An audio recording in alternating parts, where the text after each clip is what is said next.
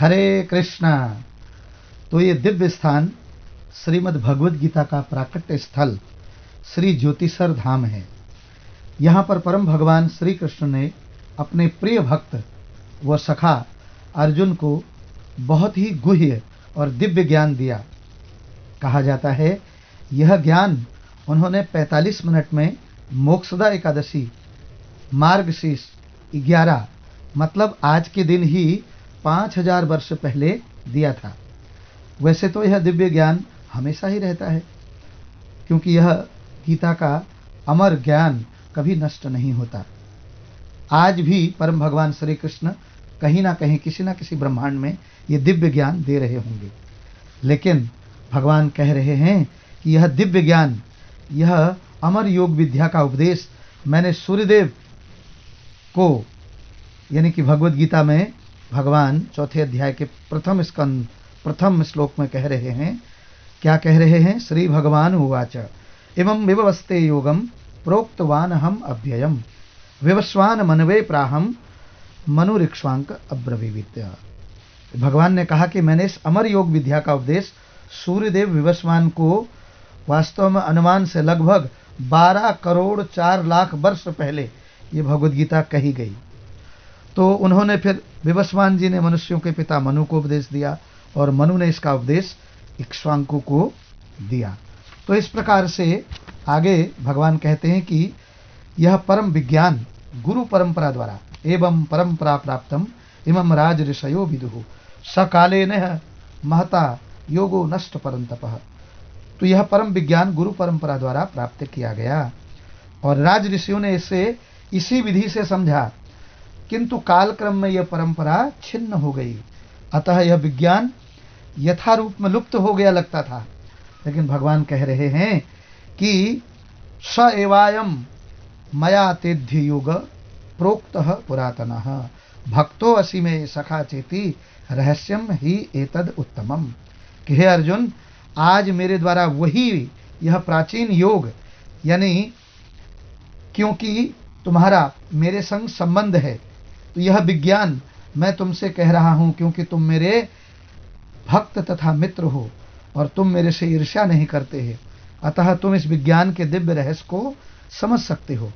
तो यहाँ पर उपदेश में जो है धृतराष्ट्र द्वारा 1 श्लोक और संजय द्वारा 41 श्लोक और अर्जुन द्वारा 84 श्लोक प्रश्न में पूछे गए और उसके उत्तर में भगवान ने 574 श्लोकों पर परम भगवान श्री कृष्ण द्वारा ये उपदेश के रूप में यह भगवद गीता भगवान के द्वारा गाया हुआ वह गीत है जो कि आज तक प्रसिद्ध है और अर्जुन के माध्यम से पूरी मानवता के शोक और संशय का नाश के लिए वास्तव में ये बोली गई।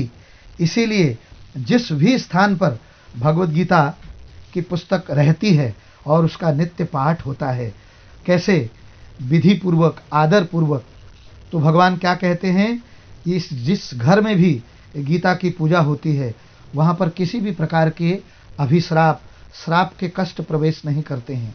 और पृथ्वी के सभी तत्र सर्वाणि तीर्थानि प्रयागादिनि भूतले, पृथ्वी के आदि समस्त तीर्थ पवित्र नदियाँ उस जगह पर निवास करते हैं, क्योंकि इस वाणी में और भगवान में कोई भी अंतर नहीं है।